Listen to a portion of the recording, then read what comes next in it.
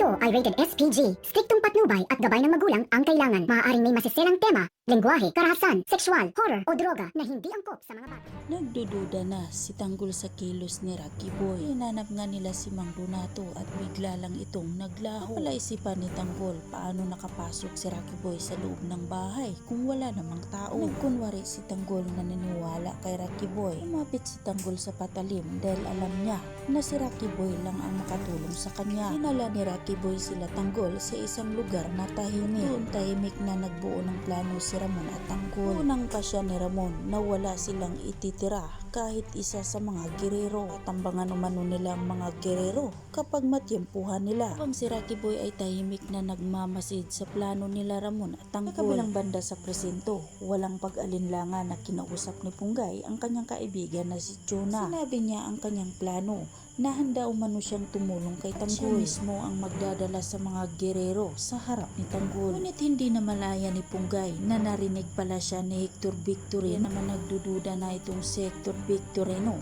na may alam siya kay Tanggol na hindi sinasabi sa kanya. Kaya naman pinaulit ni Hector ang sinabi ni Punggay. Hindi man aaminin ni Punggay, ngunit nahalata na siya ni Hector Victorino. Samantalang nagalit na lang si Divina kay Brando dahil hindi nga ito nakinig sa kanya.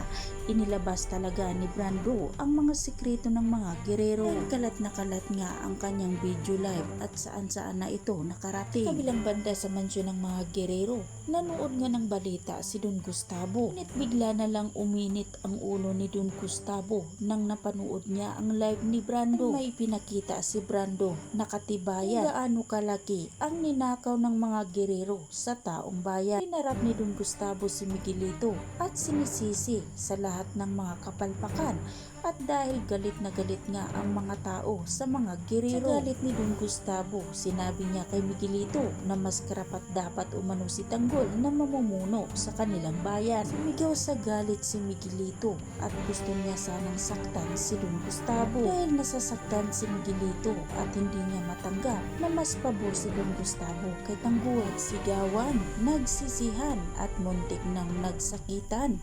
Ngunit nahinto lang ito nang sumigaw na si Erica. Nagulat na lang ang lahat na dinudugo na si Erica dahil sa stress nilang dalawa. Sumigaw si Jackie na kailangan na nilang madala sa ospital si Erica. Mabilis na nakarga ni Santino si Erica. Ngunit sa gitna ng daan, bigla na lang silang hinarangan nila Tanggol at Ramon. Natakot si Miguelito dahil hindi siya handa sa kanilang laban. Kaya naman kahit pinaulanan na ng bala nila Tanggol ang kanyang sasakyan, lumabas ito at tumakbo. Mabilis namang nakasunod si Tanggol sa kanya dahil hindi siya tatantanan ni Tanggol. Habang si Ramon ay si Don Gustavo din ang hinahabol. Mamamaalam na nga ba si Don Gustavo? Paano na lang si Santino at Erica? Ang ating pakatutukan at aabangan sa susunod pang mga kaganapan dito lang sa FJ Batang Quiapo.